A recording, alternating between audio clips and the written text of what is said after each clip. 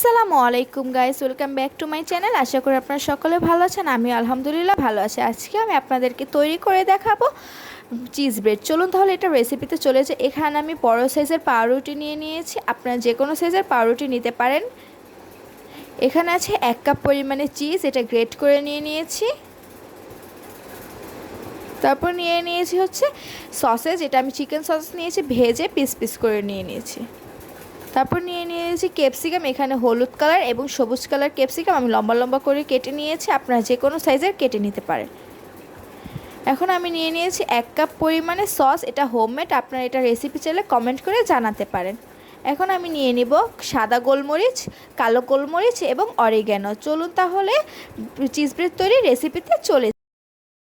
এখানে আমি বড় সাইজের একটি পাউরুটি নিয়ে নিয়েছি, পাউরুটির ব্রাউন অংশগুলো কাটার কোনো প্রয়োজন নেই। এখন আমি এখানে 2 চামচ পরিমাণে সস দিয়ে স্প্রেড করে নিব।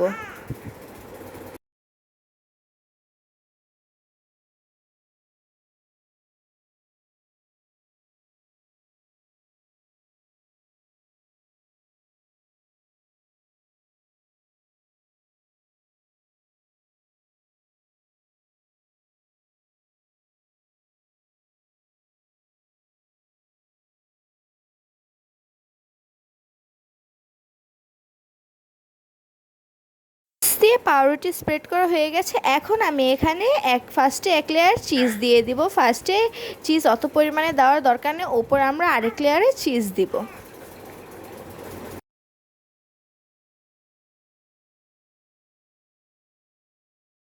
আমার চিজ দেওয়া হয়ে গেছে। এখন আমি দিয়ে দেব ক্যাপসিকাম।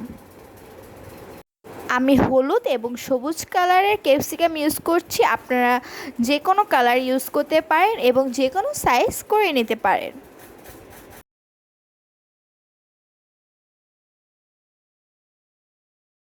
আমার ক্যাপসিকাম দেওয়া হয়ে গেছে। এখন আমি দিয়ে দিব সসেজ। সসেজগুলো আমি হালকা করে চুলায় ভেজে নিয়েছি, ভেজে আমি পিস পিস করে নিয়েছিলাম।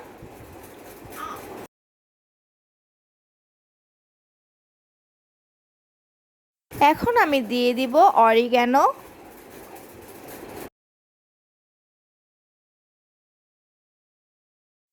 এই চিজ ব্রেড রেসিপিটাতে কিন্তু অরিগ্যানো মাস্ট দিতে হবে, অরিগ্যানো দিলে ভালো একটা ফ্লেভার আসে। এখন আমি দিব কালো গোলমরিচ,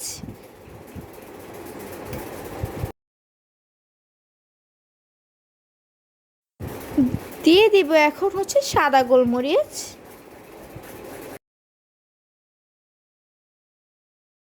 আমার সাদা গোলমরিচ দেওয়া হয়ে গেছে। এখন আমি দিয়ে দিব চিজ।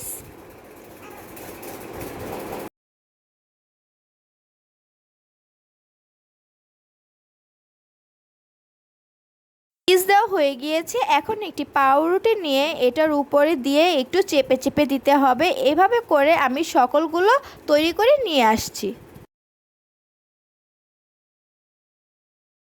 আমার সবগুলো চিজ ব্রেড তৈরি হয়ে গেছে। এখন আমি এটি ওভেনে বেক করতে যাব। এখানে আমি একটি ওভেন প্রুফ স্টেনার নিয়ে নিয়েছি। স্টেনার নিয়ে আমি এক সাইডে একটি ব্রেড দিয়ে দেব এবং আরেক সাইডে আরেকটি দিয়ে দিব। আপনারা চাইলে চারপাশে 4টি দিয়ে দিতে পারেন। এখন আমি মাইক্রো ওভেন মুডে নিয়ে 180 ডিগ্রি সেলসিয়াসে 20 সেকেন্ডের জন্য বেক হতে দেব।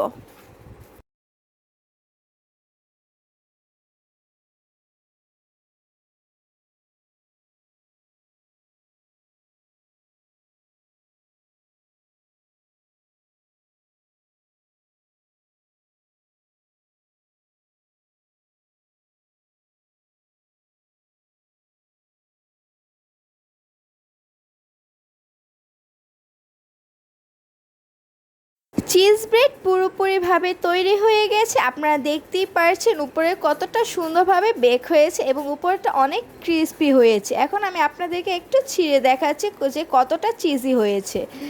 দেখতেই পারছেন এটা খুবই চিজি হয়েছে এবং আসলে অনেক বেশি টেস্টি হয়েছে। আপনারা বাসায় ট্রাই করে কমেন্ট করে জানাবেন এবং লাইক, কমেন্ট, শেয়ার এবং সাবস্ক্রাইব করে আমার পাশে থাকবেন।